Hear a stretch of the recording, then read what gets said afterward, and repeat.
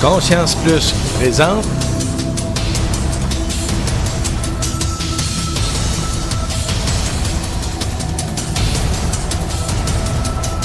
émission numéro 2, la CP 2017-01-28. Aujourd'hui, nous vous présentons la suite de Roger Larivière, sous hypnose.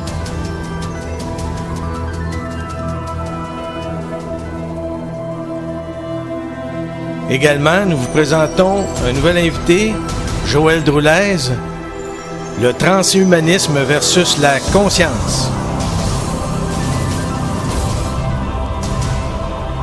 Votre présentateur, Denis Guy.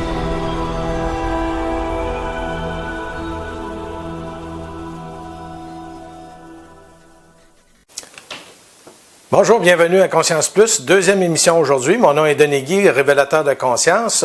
La semaine dernière, on a eu le cas de Roger Larivière, alors qu'il avait 15 ans, avait été contacté une nuit à Verdun.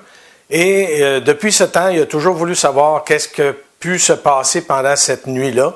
Et il s'était déplacé, il était allé sur le bord du fleuve Saint-Laurent.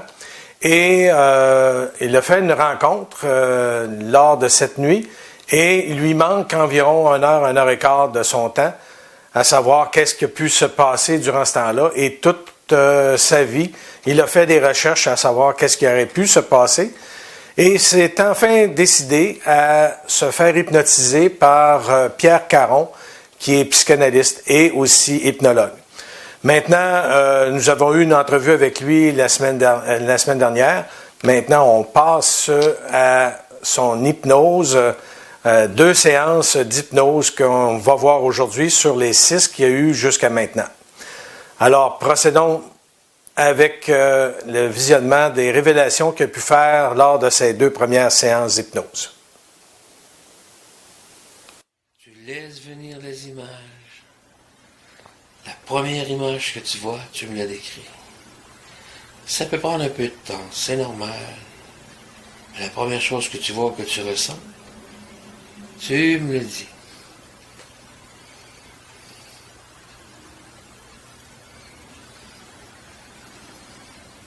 Laisse venir les images. Tu es ailleurs et ici en même temps. Ce sont des souvenirs qui reviennent très très fort. Très très puissants. Laisse venir les images, sensations. Première chose que tu vois ou tu ressens, tu me dis. Où est-ce que tu te trouves? Qu'est-ce que tu vois? Comment?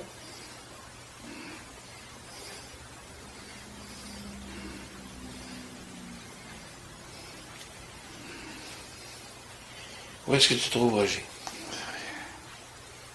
Tu vois rien? C'est noir ou blanc?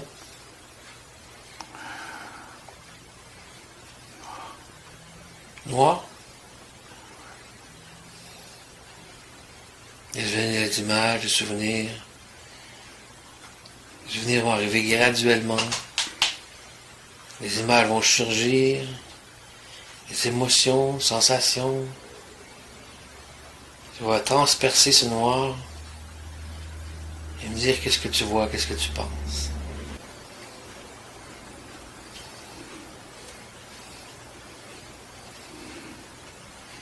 Laisse venir les images.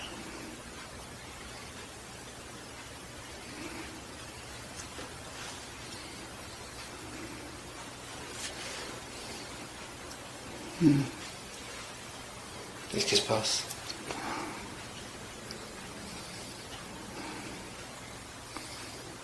Je vois le ciel. Qu'est-ce qu'il y a le ciel? Qui est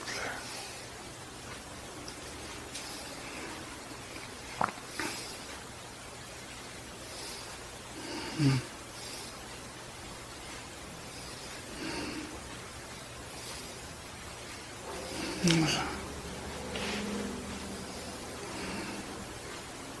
Qu'est-ce qu'il y a le ciel? Il est bleu. Tu peux parler un peu plus fort. Il est bleu. Il est bleu. Est-ce que c'est le jour ou la nuit? C'est le jour. Et qu'est-ce que tu regardes dans le ciel? J'ai vu quelque chose, mais je sais pas c'est quoi. Tu vois quelque chose? Oui, j'ai vu quelque chose, mais je sais pas c'est quoi. Ça ressemble à quoi?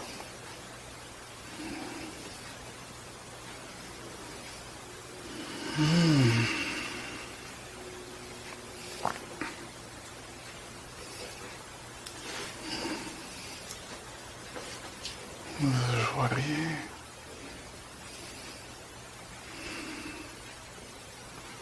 Tu vois rien ou tu vois quelque chose? À quoi ça ressemble ce quelque chose? J'observe le ciel. C'est bleu, les nuages. Ouais. Il me semble que j'ai vu quelque chose, mais Vers haut. dans le ciel, dans les nuages. Et où est-ce que tu te trouves? Chez moi. Chez toi? Ouais. C'est où ça? Verdun. Qu'est-ce qui se passe derrière toi? Tu vas bien? J'étais avec des amis. Comment? J'étais avec des amis. T'es avec des amis? Et où est-ce que vous êtes à Verdun, chez vous? Sur la galerie, dehors, dedans, dehors? On est dehors. Ok.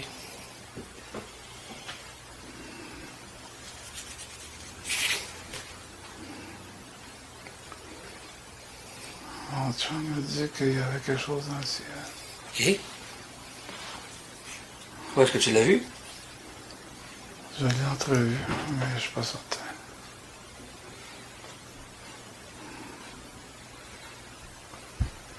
C'est en été. Quelle année à peu près? J'ai 14, 15 ans.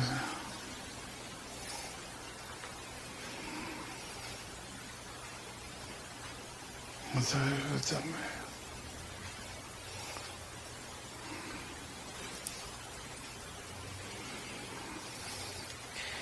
Et qu'est-ce que ton chum me dit qu'il a vu, lui? Il dit qu'il y avait une boule de lumière. Ah oui?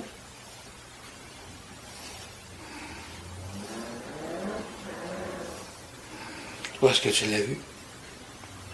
Je suis pas certain. Si tu avances un peu plus loin, tes souvenirs, tu te rappelles l'avoir vu? Tu avances un peu le film. Tu te rappelles l'avoir vu? Oui, mais je l'ai vu un autre tantôt. Un autre tantôt quand? Le soir. Le soir. C'était seul? Oui. T'avais quel âge? Même âge. Même âge? Et qu'est-ce qui s'est passé ce soir-là, quand tu l'as vu? J'ai vu le balcon. Hein? J'ai vu sur le balcon. Tu l'as vu sur le balcon? Ouais. Et comment c'était? C'était beau.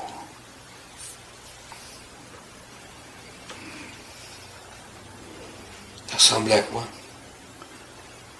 C'était comme...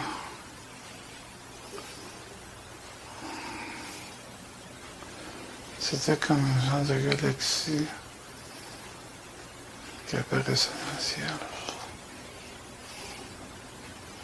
Une genre de galaxie? Ouais.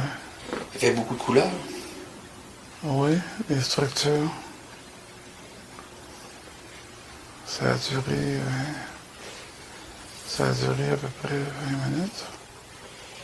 Une structure qui ressemblait à quoi?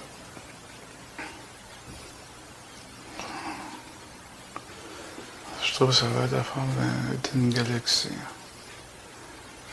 Une structure. Ok. Et après ça, il y en a eu un autre. Ah oui? Oui. Elle venait d'où, elle? m'est apparue comme ça dans le milieu du ciel. Dans une galaxie? Oui, mais elle était carrée. Galaxie carrée. Oui, Ça se peut? je sais pas. C'est une galaxie ou autre chose? Ça avait une forme, Comment? une forme de galaxie, mais c'est comme rectangulaire ou carré. Après ça, il y en a eu une autre. En plus, à ma droite, dans le ciel.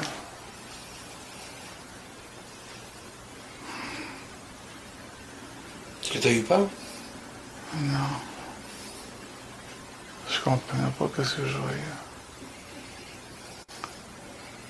Qu'est-ce que tu penses que c'est? Je sais pas. On dirait que je vais dormir. On dirait quoi? On dirait que je vais dormir.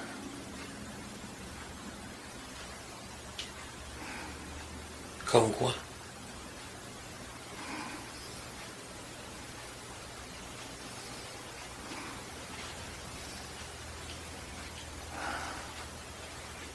Qu'est-ce que tu regardes maintenant? Je vais dormir. Pardon? Je vais dormir. Tu veux dormir? Pourquoi? Je me sens comme fatigué. Tu te sens fatigué? À force de regarder cette galaxie? Hum? Pourquoi? Je sais pas. Mais c'est beau. OK. C'est très beau. On va revenir au début, tu te rappelles? Ta pièce de lumière?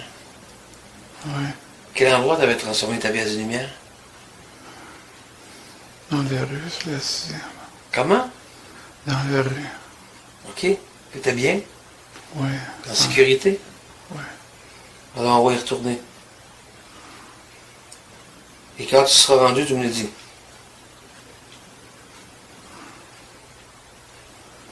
Oui, je joue avec mes amis dans la rue. OK? Tu te sens bien? Oui. On joue à balle. OK?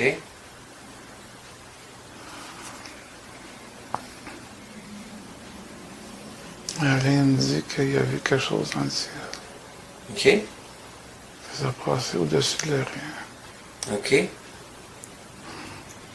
Moi, je me suis levé la tête et j'ai vu. Ça ressemblait à une boule de lumière. OK? Ça a disparu. OK? Là, je veux que tu gardes ça en mémoire. OK, Roger? Tout ce que tu as vu, tu te rappelles? Oui. Là, je veux que tu reviennes dans la pièce qu'on était au début. Tu m'as parlé d'une lumière que j'ai vue. Est-ce que tu es pesant, présentement? Oui, je me sens pesant. La première image qu'on a vue, moi, ce que je pense, ce que tu voyais sur la galerie, là, tu me dis, je suis fatigué, je veux dormir. Moi, je pense que là, il est en train de, piouf, l'endormir, puis, hypothèse. Et puis après ça, Oui, j'ai senti le besoin de dormir, moi. c'est ça. Parce qu'après ça, je t'ai ramené pour ça, pour voir c'était quoi la différence. Là, tu t'es retrouvé dans la rue avec tes amis, tu jouais, puis là, ils ont vu un objet. Oui.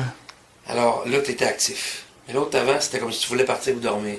Parce que sur le balcon, j'étais tout seul, c'était le soir. Mais ça, c'est arrivé. Avant, ça a été quand on jouait dans la rue le jour. C'était. Ça, quand Moi, je t'ai dit tantôt, on va aller rapport était pas là maintenant. Ce que ton subconscient enregistré qui t'a plus marqué, c'est la première chose que tu as vue. L'autre, c'était avant. En réalité, dans la rue, c'était juste un objet, c'est tout. C'est ça. Mais sur la galerie, c'est Sur la peut-être là que ça a galerie, oui, commencé. c'est ça, exactement. Parce que là, tu te sentais dormir, puis je ne voulais pas te perdre tout de suite. OK. Quand on va se revoir, on va repartir de là, puis là, on va aller voir. Maman, après ton sommeil, Roger, où c'était rendu? Moi, je vais te demander de marcher très, très loin. Très, très loin dans le passé de ta vie. Très, très loin. Très, très loin. Que tu te rappelles, les souvenirs vont venir graduellement. Tu vas te ramener jusqu'en 70. Un été. Tu as eu comme le sentiment d'être rapproché du fleuve à Verdun. Alors tu vas te rendre là. Et tu vas me dire ce que tu te rappelles, ce que tu vois. Laisse venir les images, ça prend un peu de temps. Les souvenirs vont revenir. C'est la première chose que tu vois. Ouais, je marche devant l'auditorium. Je m'en souviens. Tu étais seul? Oui, Mais quelle température il fait dehors? c'est l'été. OK. Il est 3 heures du matin. Tu as quel âge? 15. Et comment t'es habillé? Short. T-shirt. Et qu'est-ce que tu fais en marchant? Je cherche la place où ce que j'ai supposé de voir. Je marche un peu. Il y a des arbres. OK. Puis je regarde le ciel. Mhm.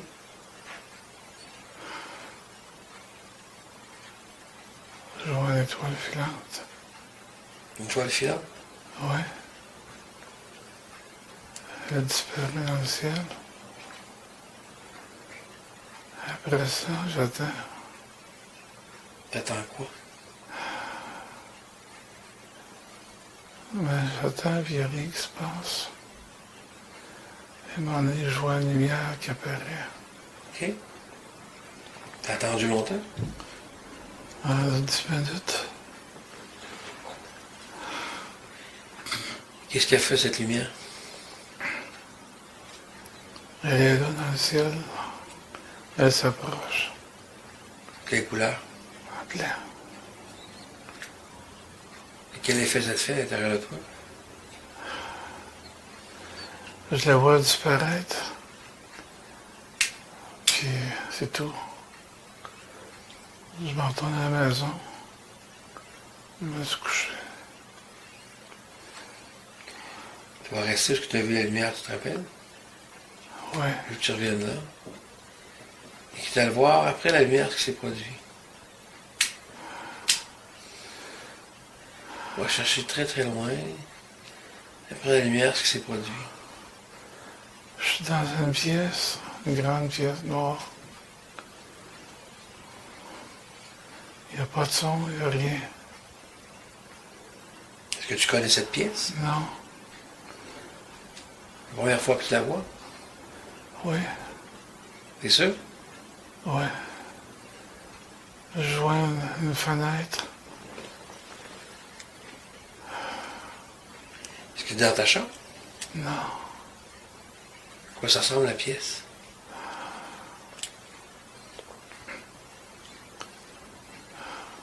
Les souvenirs te reviennent graduellement. Rappelle-toi exactement ce que tu vois. Qu'est-ce que tu vois dans cette pièce? C'est tout noir, je regarde le plafond, c'est comme bombé. C'est comme, comment tu dis? C'est comme un dôme. Un dôme. Puis je vois une fenêtre, une grande fenêtre. Puis je suis au milieu de la pièce, OK. T'es comment au milieu de la pièce, debout ou assis? debout. Puis il n'y a rien autour de moi, aucun son, rien. Puis je m'approche de la fenêtre. Et je vois la ville en bas. C'est quelle ville? C'est ma ville, Puis qui ta ville? la terre. Et ta voix est vraiment haut? Ouais. Puis je vois des lumières dans en bas. Je vois l'hôpital. On dirait que la fenêtre est comme un télescope. OK. Puis je me concentre sur une fenêtre. Puis je vois les détails de la chambre à l'intérieur. Quelle chambre, tu vois? Une chambre au 5e étage. 5e étage de où? de l'hôpital. Je la vois de l'intérieur. Je vois le lit. Les rideaux sont fermés, il y a une lumière qui est allumée. Après ça, je vois une auto qui passe. Je vois la salle. Et qu'est-ce qu'il y a autour de toi? Est-ce que tu vois d'autres choses avant les bruits? Non, il n'y a rien, absolument rien. Si tu regardes alentour, est-ce qu'il y a une lumière quelque part, par dehors? C'est la ville que je vois. Oui, mais alentour de toi? Non, Est-ce qu'il y a une lumière pas loin? non, Une lumière? non, c'est... Je suis dans la fenêtre, puis j'observe en bas. Et comment tu te sens? Seul. Est-ce que tu as peur? Non, Pourquoi? je sais pas, je me sens bien. Puis... Je vois la ville disparaître au loin. OK? Par la fenêtre? Ouais. Est-ce que tu as l'impression de bouger? Est-ce que c'est Non. la peur à la chambre qui bouge? Non, c'est la ville qui disparaît. Elle espère à cause de quoi? J'ai l'impression que c'est comme si je voyageais. En Là, avion? je vois la terre. Je vois la terre là. Est-ce que tu es en avion? Je sais pas. Je suis jamais allé en avion. T'aimes pas l'avion? Je suis jamais allé en avion. Et si tu avances un peu à tes souvenirs, qu'est-ce qui se passe après cette vision? Je vois la lune. OK? À quoi elle ressemble, l'une? Est-ce qu'elle est grosse, petite? Elle est petite, puis elle grossit.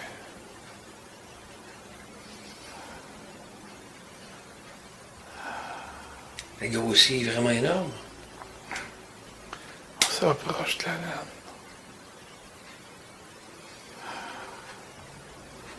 Je vois des cratères. OK? Tu dis « on » ou tu t'approches de la lune? C'est comme s'il y avait quelqu'un avec moi. Mais j'ai pas... Mais tu les sens pas. Est-ce que tu les sens qui sont là? Non. Je sens sa présence, mais c'est comme si j'ai pas le droit de regarder en arrière. OK. Pourquoi? Je sais pas. J'ai l'impression qu'on veut pas que je regarde en arrière. C'est une impression ou c'est des directives que tu as? L'impression. C'est dans ma tête. On m'a dit de regarder. De regarder où? La lune. OK. Si tu regardes un peu à gauche, à droite, Ouais. qu'est-ce que tu vois? Des cratères. Et en arrière de toi? Non, je regarde en avant. Pourquoi? Parce que c'est en avant, je regarde. Dans par la tête. Tu rapproches un peu à tes souvenirs. Tu rappelles-tu d'avoir regardé à l'arrière? Non. T'es sûr?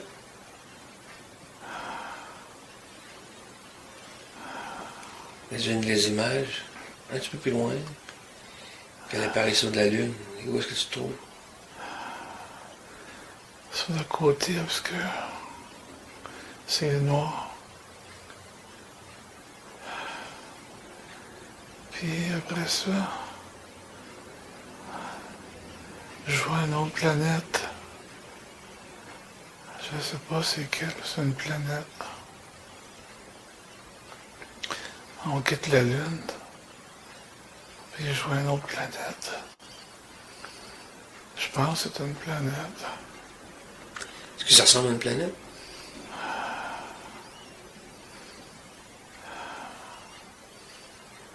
Elle est bleue. Elle est verte. Il y a des anneaux.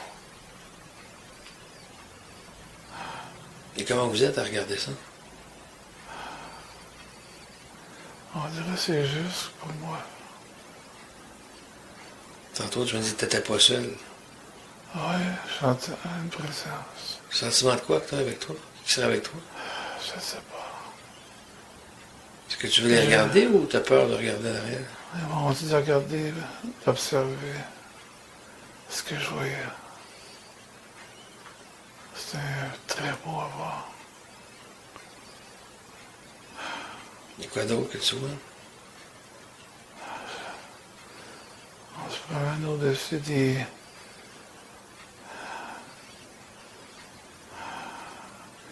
Il y a des lunes. Il y a des lunes? Ouais. On fait le tour de la planète. Quelle planète? Je sais pas. Tu la connais? Non. Elle a des anneaux. Genre, on passe au-dessus des anneaux.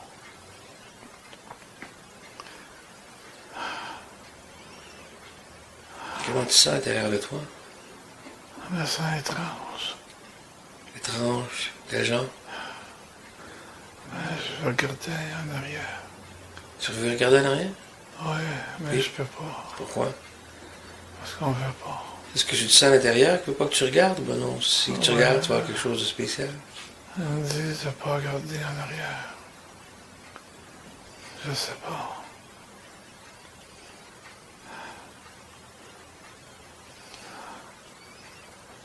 Je vois une planète bleue.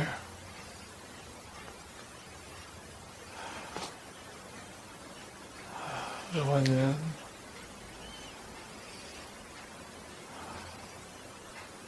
Est-ce qu'il y a un bruit? Non. Tout est silence. Est-ce qu'il fait clair dans la chambre où tu te trouves? C'est Quand tu noir. passes tes planètes? C'est sombre, c'est noir.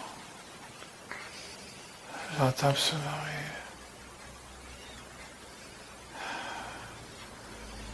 Ah, c'est bizarre, c'est...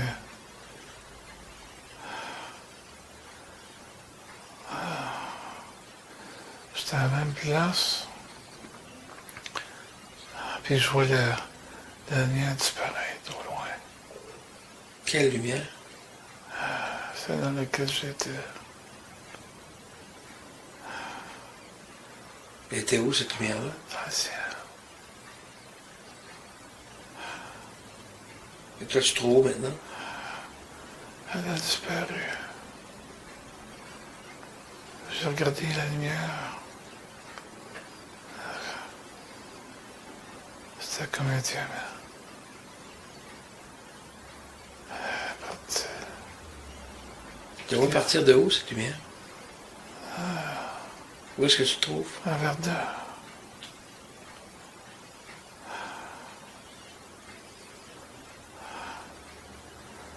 Je l'ai plus revu après. Qu'est-ce qui se passe par la suite? Elle a disparu dans le ciel. Puis je suis revenu sur mes pas. Je regardais voir si elle reviendra. Quand tu voyais un verdeur de haut, les planètes, est-ce que tu as l'impression que tu étais dans cette lumière ou tu étais ailleurs? J'étais ailleurs. Est-ce qu'ailleurs, ça venait d'une autre place ou de Verdun? Non.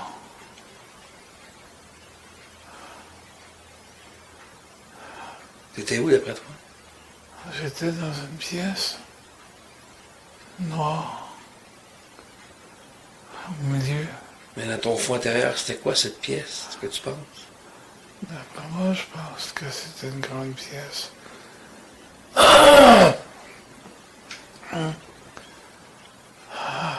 Tu te trouvais pas seul dans cette pièce? Non, je suis seul. Tu n'étais pas seul tantôt? Au début, j'étais seul, Après, tu n'étais plus seul. mais j'ai senti une présence en arrière. Une présence en arrière de moi. Et quel feeling ça te faisait, cette présence? D'autres personnes comme toi? Non. Elle me faisait sentir d'être observé. Comment tu dis? peux répéter ce que tu as dit? D'observer. Observer la Terre. Là, qu'est-ce qui se passe maintenant?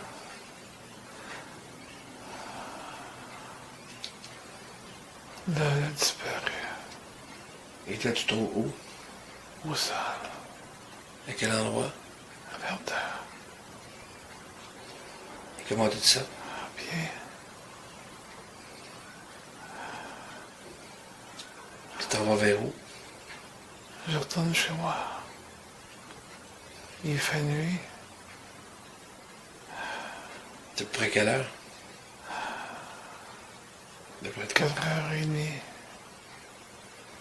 Quand tu es arrivé là-bas, il était quelle heure?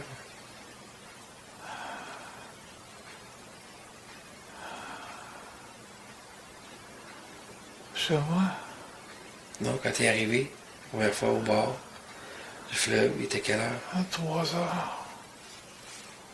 3h15. Ouais, 3h, 3h15.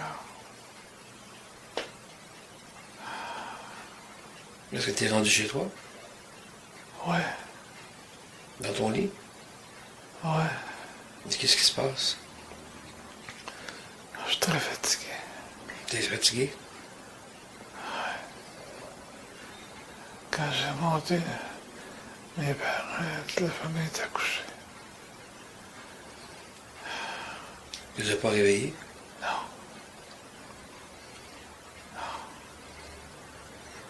Ma mère m'a réveillé plus tard.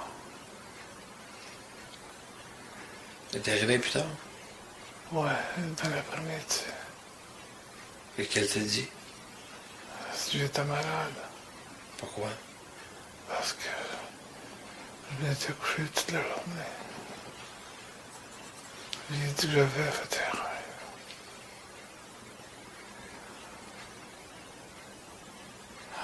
Tu as dit que tu as fait un rêve? Ouais, Est-ce que tu penses que c'est un rêve?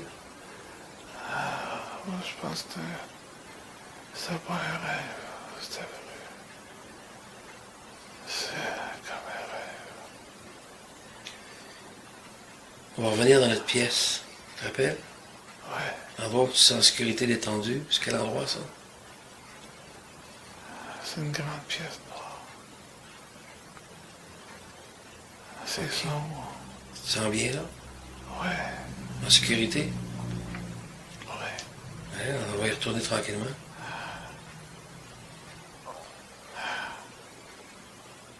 Tu vas relaxer. Prendre le maximum d'énergie que tu as besoin. Bonne respiration. Tu vas t'appeler de tout ce qui s'est produit. Avec de plus en plus de détails. Pendant une minute, tu n'entendras plus le son de ma voix. Pendant une minute, je veux que tu te concentres sur ce que tu as vu, que tu te remémorises ces images. Quand j'emmènerai le son de ma voix, tu ne seras pas étonné de rien entendre et tu repartiras en transe un peu moins profonde. Et par la suite, je vais te ramener à ton tonus musculaire normal en comptant de 1 à 5. À 5, tu vas ouvrir tes yeux très détendus et en grande forme. Et ton sommeil ce soir sera très, très reposant. Et demain, tu vas te réveiller totalement détendu et très relaxé. Intéressant, n'est-ce pas? Ce sont les deux premières séances d'hypnose que Roger a pu avoir avec M. Caron. Maintenant, ces deux premières séances étaient pour un petit peu réchauffer le tout. Pour l'hypnologue, il a besoin de connaître un petit peu le sujet avec lequel il travaille et par la suite, il peut aller plus loin, plus profondément au niveau de l'hypnose et des questions qu'il peut lui poser. Alors, dans la 3e et la 4e séance que nous allons voir pour la prochaine émission, on va en savoir un petit peu plus long parce qu'il a pu faire des révélations un petit peu plus profondes sur la rencontre qu'il y a eu avec les êtres qui l'ont contacté. Maintenant, passons au prochain sujet. Est-ce que vous connaissez le transhumanisme? Qu'est-ce que le transhumanisme? En réalité, on voit le transhumanisme prendre forme un peu partout. Il n'y a qu'à penser aux voitures qui se conduisent seules. On a présentement des tests qui se font sur différentes voitures. Les compagnies se mettent à la tâche pour donner de plus en plus d'intelligence à leur voiture. Maintenant, qu'est-ce que cela peut représenter dans l'avenir? Voyons un peu le reportage que j'ai fait et on verra par la suite une rencontre avec Joël Droulez sur ce qu'est le transhumanisme. Allons-y. Plusieurs se demandent qu'est-ce que le transhumanisme. Probablement que vous voyez les gens avec une voiture qui se conduit seule. C'est quelque chose qu'on va voir de plus en plus souvent, car le transhumanisme est une approche interdisciplinaire qui nous amène à comprendre et à évaluer les avenues qui vont nous permettre de surmonter nos limites biologiques par des progrès technologiques.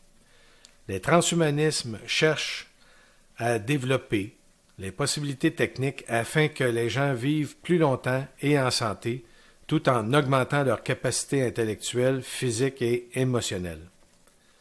Les technologies modernes, telles que l'ingénierie génétique, la technologie de l'information, la médecine pharmaceutique, ainsi que l'anticipation des capacités futures, dont la nanotechnologie, l'intelligence artificielle, le téléchargement des données du cerveau dans un ordinateur ou le uploading, aussi la félicité perpétuelle ou l'ingénierie du paradis par modification chimique du cerveau et la colonisation de l'espace font partie de la sphère d'intérêt des transhumanismes.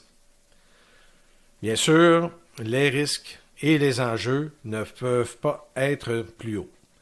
Des scénarios plausibles font aussi bien état de l'extinction de toute vie intelligente que l'avènement d'un futur post-humain merveilleux et radieux. Mais tout cela est inquiétant vu la grande instabilité des humains ainsi que leur conditionnement très diversifié nous projette beaucoup plus vers l'extinction que vers le paradis. Que dire des hackers, des bombes électromagnétiques, du conditionnement humain, la manipulation des autorités par certains pays, y compris les plus modernes. Quelques-unes des possibilités dont vous allez sûrement entendre parler au cours des années à venir sont très audacieuses et ressemblent à de la science-fiction. Alors, voyez par vous-même. En 2030 à 35, on interdira les voitures conduites par des gens. Déjà, la Google Car roule 24 heures sur 24, associée à un système comme Uber, qui permet de repérer la voiture la plus proche. Il sera possible de réguler les bouchons et de diminuer la pollution et réduire le parc automobile. La médecine pourra compter sur les robots pour détecter la maladie, diagnostiquer, analyser et émettre l'ordonnance. La pharmacologie pourra tester les effets de leurs molécules avant de la prescrire aux patients. D'ici à 2030, le métier de chirurgien aura disparu et la puissance informatique étant multipliée par 1000 à chaque décennie, il n'y aura que des robots autonomes et dans 20 ans, la moitié des métiers auront disparu. Des prothèses améliorent la vue, l'ouïe, le toucher, la perception, l'intelligence, la force physique et la santé. Alors, vers quoi allons-nous? On nous parle de uploader la conscience de l'homme dans une machine. Que dites-vous de ça?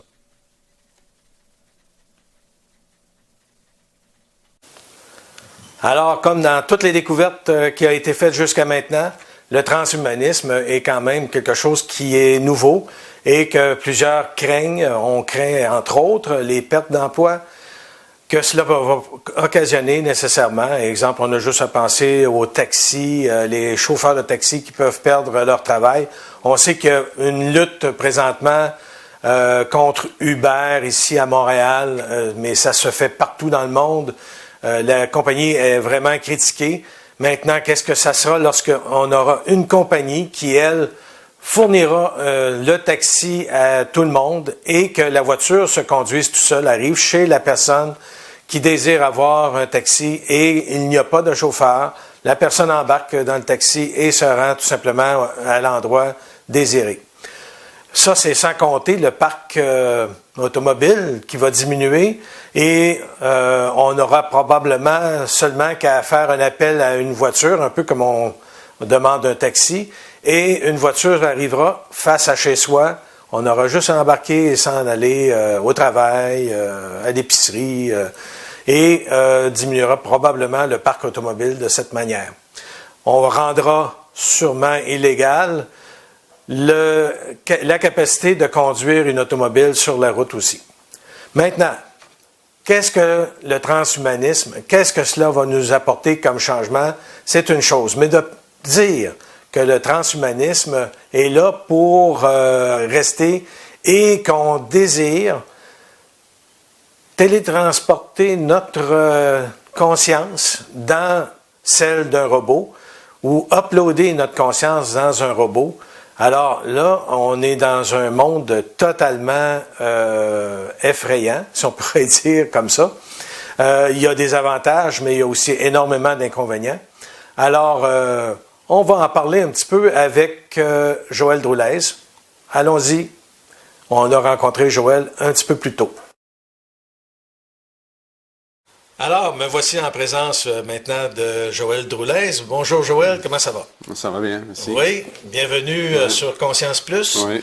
Aujourd'hui, on parle beaucoup de transhumanisme, on parle d'intelligence artificielle, on parle même de pouvoir intégrer l'intelligence ou la conscience humaine dans une machine, donc se projeter, s'immortaliser, en fin de compte, dans une machine. On a vu un peu les techniques dans le reportage que j'ai fait juste un petit peu avant. C'est certain qu'au niveau de la machine, il y a des choses sûrement qui échappent peut-être à certains scientifiques à l'heure actuelle. Et puis, reproduire la conscience dans la machine, je pense que on peut reproduire un certain niveau de conscience, mais avoir vraiment la conscience que nous, on possède, j'en doute un peu, moi. Il faudrait d'abord définir ce que c'est la conscience et puis aussi définir ce que les scientifiques qui veulent projeter là-dedans. C'est quoi la conscience? Parce que la conscience, c'est justement prendre conscience qu'il y a une part de nous, très grande part de nous, qui est inconsciente. Et c'est ça le progrès. Finalement, la progression, l'évolution, on va dire plutôt l'élévation, parce que l'évolution, c'est dans la matière, et l'élévation, c'est dans la conscience. OK. Mais, vois-tu l'élévation? Oui, c'est des nuances. Ouais. Mais on peut le dire quand on ne sait pas trop comment placer les mots, mais pour moi, ça a une importance. On a pu voir un petit peu aussi par des experts actuellement qui analysent c'est quoi la conscience. Il y a à peu près la définition de la conscience d'autant d'experts ou de gens qui font de l'analyse. N'importe quoi. Ils mélangent la conscience avec le coefficient intellectuel, avec l'âme, avec l'esprit, entre guillemets, parce que l'esprit, souvent, c'est patché n'importe où. Alors qu'il faudrait plutôt parler de conscience, tout simplement. Alors, il y a la conscience vive, qui est basique, on va dire. Et on l'appelle aussi conscience séparatrice, parce que dans notre système de pensée, on sépare toutes les choses avec une notion de dualité, de bien, de mal. Les scientifiques ou les gens qui font l'analyse. Non, je parle de nous, mais les scientifiques, eux, ils sont pris comme nous. Ils parlent de certains niveaux de conscience. Il y a plusieurs niveaux de conscience. Il y en a des... Mais là, si on arrive à une conscience totale, je sais pas, on verrait-tu fou Mais- avec une conscience totale de tout ce qui se passe à tous les Ben, niveaux? ça serait même pas nécessaire de parler de transhumanisme, parce que pour moi, c'est un fantasme intellectuel scientifique, le transhumanisme. OK. Et puis, ça amènera pas grand-chose à l'humanité. D'abord, si on fait une référence, si on recule 100 ans en arrière, il y a 100 ans, les gens tripaient sur le voyage interactif dans le temps. Et ça ne se peut pas. Parce que c'était la machine. Tu sais, on a vu des vieux films de science-fiction, ils rentrent dans une machine, alors ils se transportent avec une machine. Il n'y a pas besoin de machine pour aller dans le temps. Ça se fait. Ça se fait, mais pas avec le corps. C'est par le dédoublement. Et on ne peut pas donner à une machine une conscience pour qu'elle apprenne des choses métaphysiques pour se dédoubler. Ça ne fait pas partie de la compréhension des scientifiques. Alors, ils ne vont pas le mettre dans... Le robot, il va toujours être proportionnel à ce que les scientifiques pensent de la conscience. Ça va toujours être... Tu sais, on invente des machines, mais ça reflète qui l'a inventé, puis qui a mis d'informations dedans. Que ce soit un objet physique ou n'importe, ça reflète. Mais ça, dans notre société, tous ces objets qui sont autour de nous nous amènent un certain confort, un côté pratique. Mais ce qu'il y a, c'est qu'il ne faut pas devenir dépendant d'un système. Parce que le transhumanisme va nous rendre dépendants. Aussi bien qu'on peut le remarquer, on a des téléphones portables. Dans le temps, on n'en avait pas. C'était des cabines téléphoniques et on n'avait pas une liste, là. On avait tout ça dans la tête. Les amis, numéros les numéros, on les composait puis assez vite. Mais là, maintenant, on ne le sait même plus. Alors, on compte sur le cellulaire et puis on regarde dans le menu. Puis si on a un grand menu, ça prend du temps. Alors, on ne gagne pas de temps. Ah, mais là, maintenant, c'est la commande vocale aussi. Oui, dans l'auto. Appeler Joël Le Bloulet, Bluetooth, ça. oui, dans Voilà. l'auto. Oui, j'en ai un. Je n'ai même pas à activer la commande vocale parce que ça devient esclave, hein, ça. Mais je pourrais le faire. Mais On parlait tantôt là, de commencer à parler de conscience vive Ouais. et de conscience séparatrice. C'est quoi, là, tu veux faire comme différence entre ces deux consciences-là, mettons? bon, ben, c'est la même, si on peut dire. La conscience vive, c'est celle qu'on a dans le présent pour fonctionner. Puis tout le monde a une conscience vive, même s'il est très conscient. Alors c'est la conscience basique, là, de base, vive. OK. Et la conscience séparatrice, c'est celle où on considère les choses avec la notion de dualité, de bien, de mal, qui nous a été inculquée par la religion. Et bien que c'est nécessaire, sinon on serait des sauvages, on dirait. Mais il faut un peu sortir de ces paramètres-là pour comprendre qu'il y a une conscience unificatrice. Parce que justement, on décompose tout. On nomme les choses, toutes les personnes, et on pense que tout est séparé. C'est ça. Alors que on est une humanité pour commencer. Et il y a des traits d'union invisibles qui sont là, qui existent. OK. Juste pour nous donner un exemple, parce qu'on parle de conscience unificatrice et séparatrice, peux-tu me donner un exemple juste pour qu'on puisse voir vraiment c'est quoi la différence entre les deux, là? La séparation, ben, c'est dans notre vocabulaire. On sépare les gens les uns des autres et on n'arrive pas à se mettre à la place des autres. Ça, c'est un gros problème au niveau des relations. Quand on a de la compassion, de la sympathie, on est capable de comprendre ce que l'autre vit dans le moment, dans notre conscience vive du moment. Alors, si dans notre conscience vive, on vit la séparation, je me fous bien de l'autre. Et puis on continue à vivre. Plutôt que de s'intéresser au moins un petit peu pour apprendre à se mettre à la place des autres. C'est une approche, un comportement, hein, c'est un comportement psychologique qui ne paraît pas. Mais si quelqu'un vit quelque chose, bon, tu connais la personne, tu ne la connais pas, puis tu te mets à sa place dans la situation. Tandis que la plupart des gens, non, on est individualiste, on a coupé, on est dans notre bulle. On est séparés, alors que ce n'est pas vrai. On est tous unis les uns les autres. D'abord, dans la dimension causale, cause et effet, on pose des gestes et ces gestes-là ont des conséquences. Et si on est brut en parole avec les personnes, c'est un geste comme un autre. Et il y a des conséquences. Alors la personne va avoir de cette personne un écho qui va correspondre à ce qu'elle a semé avec comme expérience. Et c'est comme ça continuellement. Finalement, on dit action-réaction. Mais c'est le principe qu'on explique, mais c'est faux. Il y a pratiquement jamais d'action. Il n'y a que des réactions dans notre monde. C'est toutes des réactions en chaîne entre les individus. Alors, il y a un auteur que j'ai lu à un moment donné, il met à peu près 4 ou 5 degrés de relations qu'on a. Nos parents, la famille, après les amis, après le travail, après les gens qu'on rencontre dans la rue, on les voit visuellement, et les gens qu'on sait qui sont en Chine, qui fabriquent des choses parce qu'ils sont loin de nous, on sait qu'ils existent, mais on a aussi une relation avec eux. Alors, il y a des étapes, et puis tout ça, c'est un monde de réaction en chaîne, qui est dans le moment présent. Et la conscience vive, c'est dans le moment présent, et si on n'a pas conscience de ça, on est là, dans la conscience séparatrice. OK. Hein? Puis, la conscience séparatrice, c'est celle qui divise, c'est celle qui... qui divise, qui est l'individualité. OK. Qu'est-ce qui ferait que on pourrait être jugé comme étant dans une conscience unificatrice puis une conscience séparatrice?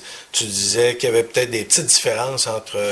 Unificatrice, non, parce que c'est unifié, c'est parce que tu arrives à avoir de la compassion. Donc, on a plus tendance à s'unir avec les gens. C'est ça. Et partager des idées, que ce soit même partager des choses matérielles qu'on n'a plus besoin, puis au lieu d'aller le foutre aux poubelles, un tel, il pourrait en avoir besoin. Bon, c'est tout.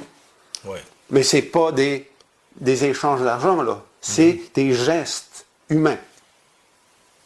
Ouais. Le partage. Autrement dit, ce qu'on fait présentement pour aider les pauvres, ou qu'est-ce qu'on fait présentement pour aider la guignolée, dans un autre des choses comme pays. ça. Sauf qu'aujourd'hui, on a toujours des petites réticences parce qu'on entend parler comme de quoi des fois que certains organismes perçoivent plus pour l'administration que pour donner finalement. En tout cas, ça, c'est un autre débat. C'est le côté encore dualiste. Oui, c'est ça. Mais ce qu'il y a, c'est que dans nos rapports avec les autres, quand on apprend à se mettre à la place des gens, on dépolarise le côté dualiste. Et il faut dépolariser. Sinon, on est dans l'action, on n'est pas dans le mode de réaction en chaîne. Je veux dire. Et on fait n'importe quoi, tout simplement. Alors, parce qu'on obéit à la loi de cause à effet. Parce qu'il ne faut pas croire que c'est par hasard. Il n'y a aucune fraction de seconde dans l'univers qui est appropriée au hasard. C'est de la synchronicité, tout simplement. Cause et effet. Et si on fait le bien, on récolte le bien. Ça, c'est typique. Mais...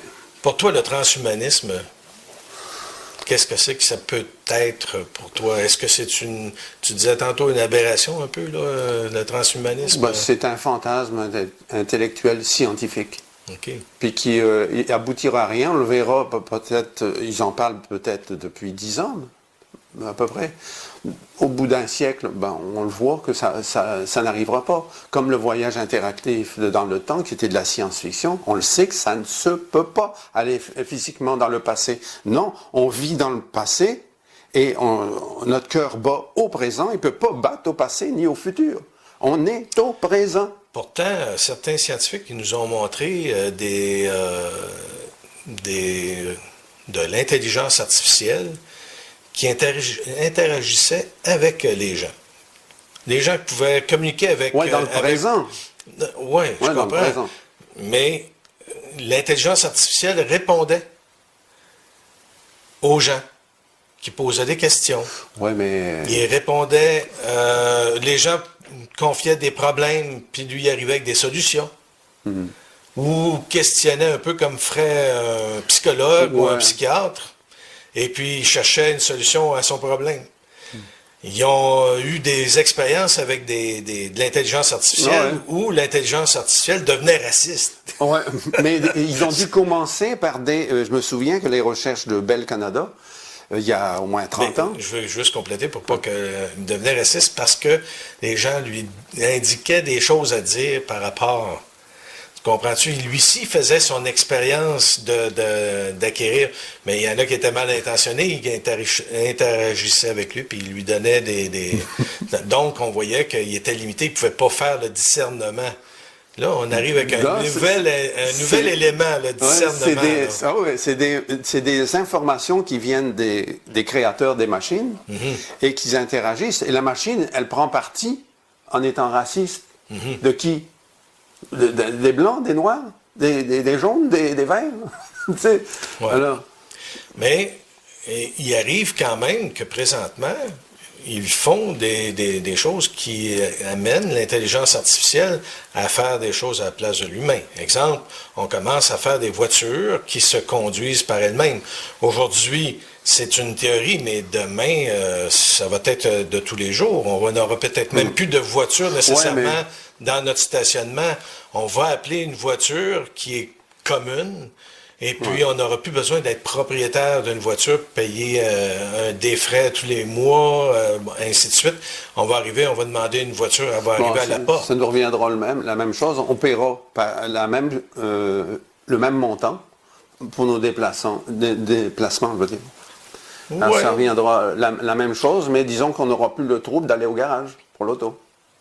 Mais aussi, c'est qu'il y a une quinzaine d'années, il parlait de faire des robots pour aller dans les centrales nucléaires. Oui, puis faire des tâches... c'est le côté positif. Ouais. Mais est-ce que les centrales nucléaires vont encore exister dans 20, 30, 40 ans? Il y a d'autres problématiques à ça, mais ça, c'est une belle utilité. Mais présentement, on présente certains robots n'arrivent pas à passer une porte là où ça a l'air de rien, mais c'est compliqué. À demander à un robot d'ouvrir la porte, de s'en aller, d'arriver devant la porte, de trouver la poignée, d'actionner la poignée. Il y a toutes sortes de poignées. C'est un problème. Oui, c'est un problème parce que un robot nous, on a le sens du toucher. Dès qu'on touche quelque chose, on sait que c'est chaud, c'est froid, et on sait la pression qu'il faut mettre parce qu'on a une idée de ce que c'est une poignée. Mais lui, il peut l'écraser, là, s'il sert. Mais maintenant, là, il arrive avec des appareils de mesure où on va souffler dedans, puis ils vont dire, hey, tu as un cancer qui est latent, puis que, à tel endroit, tu as un cancer du foie, un cancer des reins, un cancer... Il s'est rendu là. On est rendu à être capable de... Plus tôt qu'avant, on est capable de détecter la présence d'un cancer. Alors, si on munit un robot d'apparence humaine et que lui est capable d'aller retirer cette information-là, parce que nous, les odeurs, on n'est pas comme un chien. Non. Justement, on a des robots qui, dans l'avenir, vont peut-être avoir des sens plus développés que celui des humains actuellement. Présentement, il y a des chiens. Ils détectent ça. Oui. Ils sont entraînés pour détecter ça. Oui. Alors, ils peuvent faire des sensors là, pour vraiment aller remplacer les senseurs des chiens et les mettre à l'ordinateur. Mais le tactile, ça, c'est un problème. Là. Ils l'ont. Ils commencent à l'avoir. Le côté tactile, ils commencent à donner le sens du toucher au robot. Alors, ils s'en viennent avec à la main, juste seulement à la main. La main, ils peuvent l'avoir sur le corps aussi. Parce que de toute façon, quand on parle de robot, on parle d'une structure humanoïde. C'est ça. Un mannequin, on peut dire. Ouais. Mais l'intelligence artificielle, c'est vrai qu'on le retrouve dans HAL. À HAL, quand ils sont allés à l'Odyssée 2001 de l'espace, il y avait un ordinateur dans le vaisseau et HAL s'occupait de tout. Puis à un moment donné, il sentait que les êtres humains qu'il devait servir commençaient à le menacer. Mais il n'était pas physique en tant que robot. Non, mais c'est de l'intelligence artificielle. Mais le problème, c'est que quand tu regardes certains films de science-fiction, c'est pas banal non plus de regarder ça parce qu'on voit les anicroches qu'il peut y avoir. C'est que les robots, au moins, ils pourraient se révolter contre les humains. D'ailleurs, c'est la peur de certains. Puis là, on est rendu que le Conseil européen, je ne sais plus trop le nom exact qu'ils donnent à ce conseil-là, sont en train d'évaluer une loi ou un cadre pour le développement de l'intelligence artificielle. Parce que là, on est rendu avec la voiture qui va se promener dans la rue, et puis l'individu demande à la voiture de se rendre à un endroit, la voiture s'y rend, elle a un accident. Qui est responsable? C'est-tu la voiture, le type qui est dedans, Ou le constructeur. le constructeur, le programmeur? Fait que là, on est en train de commencer Tu vas voir à que mettre la balle, un cadre. quand ça va arriver, ça, la balle on va la voir sauter d'un camp à un autre. Oui, mais là, justement, ils sont en train de se pencher sur un cadre pour arriver à développer une intelligence artificielle qui va être encadrée, légalisée, ainsi de suite. Là. On est rendu là.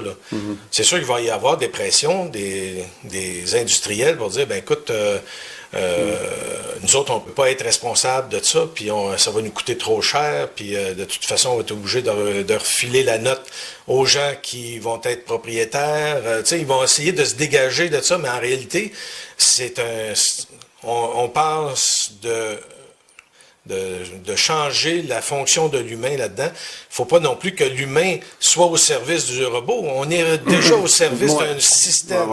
Un système, c'est mort. Un système, c'est mort. C'est pas vivant, un système. Mais on est en train d'alimenter un système qui demande toujours de plus en plus. On nous demande constamment de payer de plus en plus de taxes, d'impôts.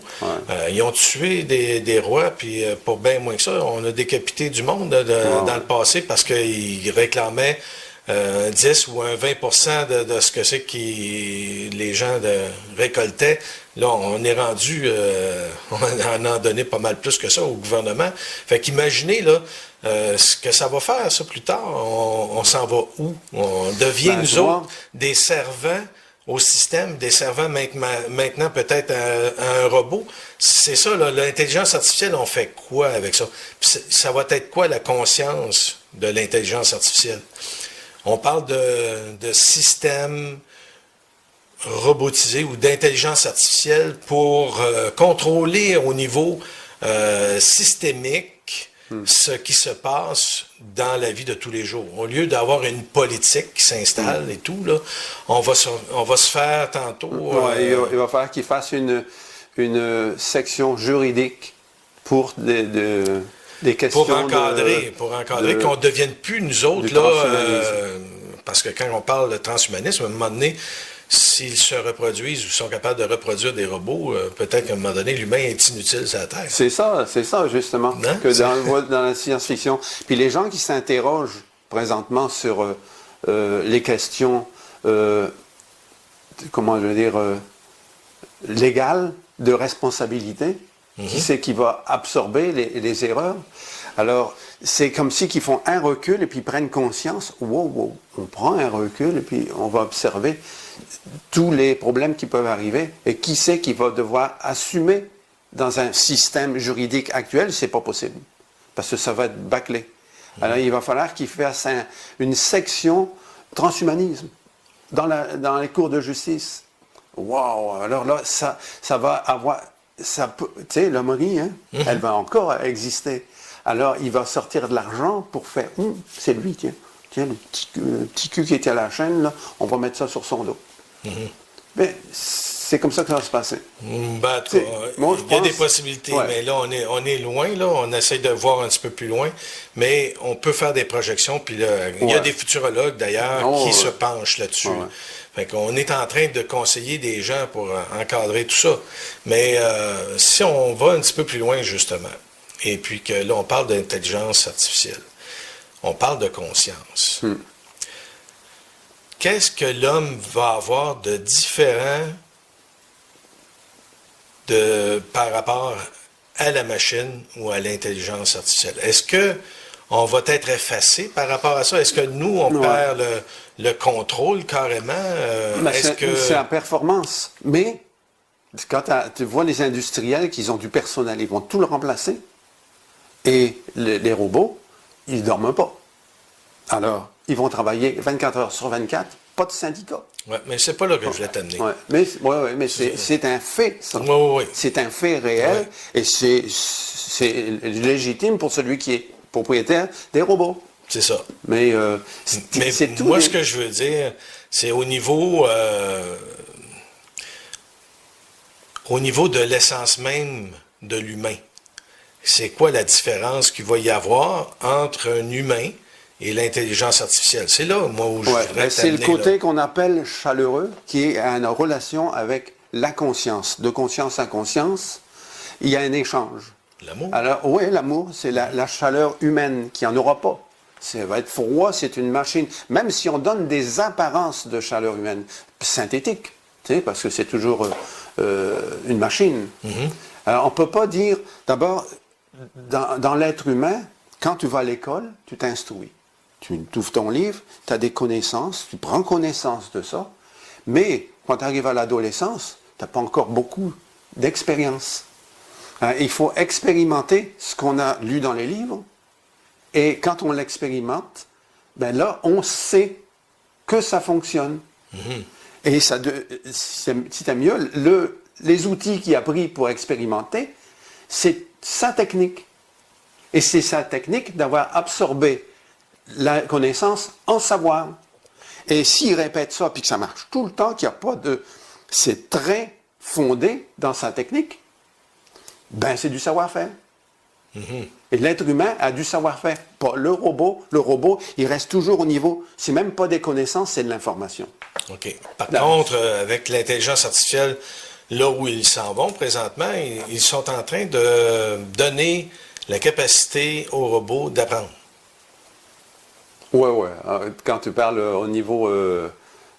comment... Ils font des petits quantiques. robots, là. Ils font Ouais. des petits robots, puis là, ben, ils se trompent, puis à un moment donné, il sait que là, il n'ira pas plus loin. Fait que là, OK, j'irai pas plus loin.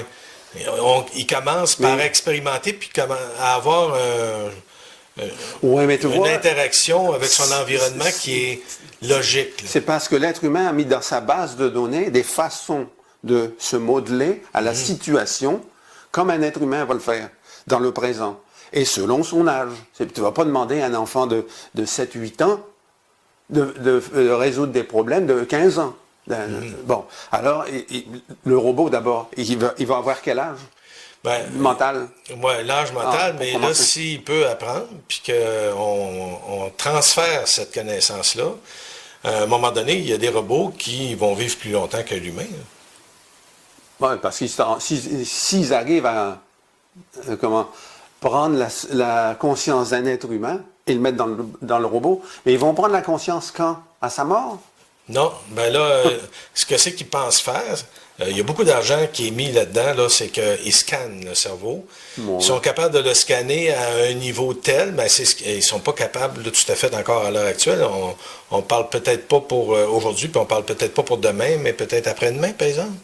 Où on va scanner le cerveau avec toutes les interconnexions qui se sont faites à l'intérieur du cerveau, pour reproduire ça par la suite dans l'intelligence artificielle et avoir, en fin de compte, les connaissances ou la capacité de l'être. Sauf que, est-ce qu'on a vraiment situé la mémoire de notre cerveau? Non. Ou si on a tout simplement trouvé les points de communication pour tel type de mémoire, tel autre type de mémoire?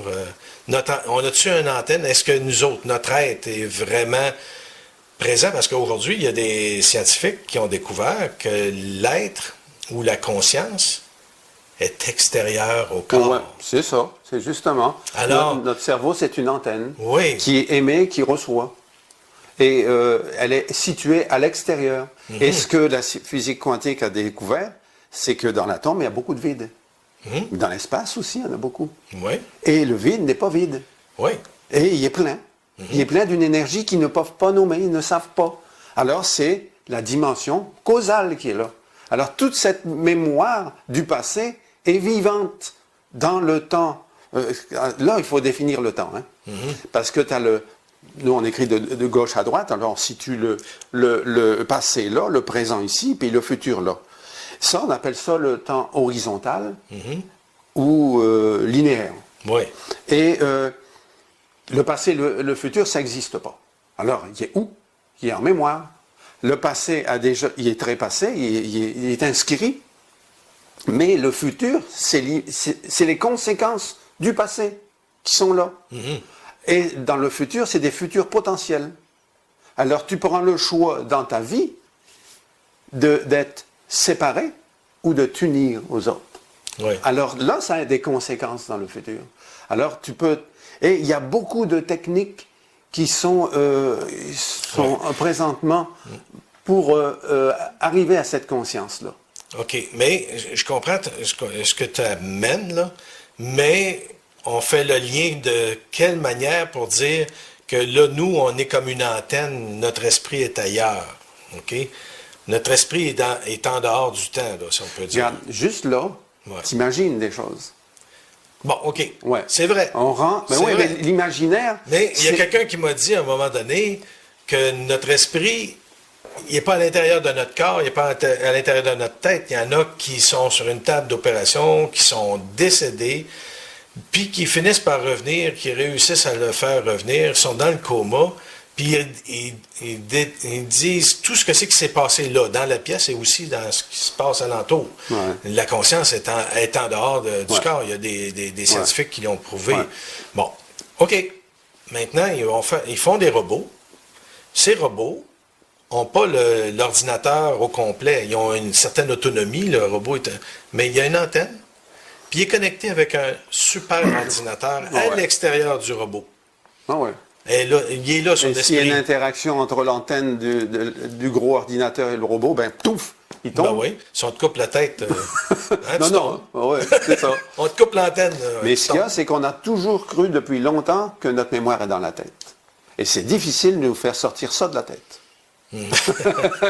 Parce qu'on a Ben, c'est pas la même chose que la conscience. La conscience, quand elle est à l'extérieur du corps, elle peut enregistrer il y a des choses qui peuvent s'enregistrer, mais ce qu'il y a, c'est est-ce que... qu'on enregistre dans une mémoire différente? Parce que dans un ordinateur, il y a la mémoire vive, il y a la mémoire homme, Ouais, il y a la vois-tu, ça, mémoire... encore, il y a la mémoire... ils ont reproduit. Ils ont reproduit Ils ont ce qu'ils reproduit. croyaient savoir. Oui. Comprends-tu ça? C'est ce qu'ils croyaient savoir, mais ils connaissaient tout simplement. Parce qu'ils ne savaient pas. Ouais. Et nous, quand on commence à se brancher sur le fait qu'on n'a pas de mémoire dans la tête, qu'elle est ailleurs, ça fait longtemps que ça traîne. Mais là, c'est prouvé. C'est prouvé, ça. Et c'est qu'il faut se mettre dans l'idée qu'on vit dans le présent, et ce qu'on vit, ça vient pas de là, de notre tête. Ça vient d'ailleurs, dans le causal. Et la façon qu'on pense, qu'on vit, qu'on interagit, fait qu'on va chercher l'information nécessaire pour avoir les conséquences de ce qu'on pense. Comprends-tu? Conséquences positives ou négatives? Ouais, mais là, tu situais ça dans le causal. Oui. Est-ce qu'on pourrait plutôt mettre ça dans le nouminal? Mais là, on parle Non, c'est trop touché, le nominal. C'est loin. Parce que le phénoménal, c'est physique, C'est ce qui se passe là dans le astral, physique, ouais. mental et causal. Ça représente le phénoménal. Le nouménal, c'est pas de temps, rien, rien. C'est même pas le temps vertical, parce que le temps vertical, c'est le présent, qui est le même dans tout l'univers. Et là, on parle pas de la vitesse de la lumière. Là. Oh, oui. Mais parce que souvent, quand on dit ça, les gens pensent tout de suite à la vitesse de la lumière. Mais le nouménal, il n'y a rien. C'est ce que la physique quantique parle de fondamental. OK. Bien sûr, la religion, comment elle l'appelle le fondamental? Elle va dire l'absolu. L'absolu, ben, c'est quoi? C'est Dieu. Qu'est-ce qu'elle dit, la physique quantique? Au lieu de parler de Dieu, elle ne peut pas dire ça. Elle ne peut pas dire ça, c'est impossible. Alors elle a inventé qu'il y a un algorithme dans l'univers. Alors, ça, c'est touché, hein? Fait que là, on est rendu, là, on parle d'intelligence artificielle, puis on parle de conscience. Ouais. Puis malgré tout ce que c'est qu'on vient de dire là, on a passé quand même pas mal de temps, là. Ouais. On n'a pas réussi, là encore, à situer les gens où se trouve la conscience, quel genre de conscience qu'on a, et puis les robots, quel genre de conscience ils vont avoir. Ouais, mais- On leur donne quoi comme niveau de conscience? Ouais, mais le robot, j'aime mieux tasser ça un petit peu sur le côté pour l'instant, parce que on verra avec le temps. Mais quelle conscience qu'on utilise dans le moment, c'est celle qu'on croit, celle envers laquelle on a la foi. Et c'est pas une question de croyance. La foi et la croyance, c'est deux choses différentes. Et c'est quand tu sais quelque chose que tu as expérimenté, ben tu as la foi en ce que tu as expérimenté. Celui qui ne l'a pas expérimenté, il peut l'expliquer. Mais souvent, c'est bien plus difficile de l'expliquer que de le faire. Ouais. Et la magie, c'est comme ça. Un magicien te dira, « Ah, il faudrait que tu passes du temps de ça. Ouais, tu peux pas. La magie, oui. Écoutez, on va mettre un terme pour cette fois-ci à la discussion qu'on avait tous les deux. C'était très bon. On va regarder dans une prochaine émission. On va essayer d'aller un petit peu plus loin parce qu'on a à peine là, touché la surface là, de ce qu'on voulait parler. Parce que quand on parle de conscience, on peut donner un certain niveau de conscience à un robot. Mais c'est une conscience artificielle. On parle d'intelligence artificielle avec une conscience artificielle. Je ne crois pas que ça soit la même chose que notre conscience à nous. Puis la sensation de notre individualité, de notre... et puis c'est un débat qui a été déjà vu dans les émissions de science-fiction avec les robots et tout. Star Trek entre autres, et puis toute autre... émissions de ce genre, on a quand même exploré un peu ce thème-là de la conscience, de l'intelligence, de la différence entre le robot et l'humain. Mais on n'a pas touché vraiment à tout ce qu'on pourrait appeler conscience chez l'homme, chez l'humain. Il y a une essence qu'on voudrait toucher. Qu'est-ce que c'est que le robot n'a pas? On peut créer un semblant d'eux, mais que lui n'a pas. Fait qu'on va essayer d'aller un petit peu plus loin dans la prochaine émission avec Joël, en espérant qu'ils veulent bien se prêter encore à cet exercice. Alors, merci Joël. Ouais, merci. À la prochaine. Ouais.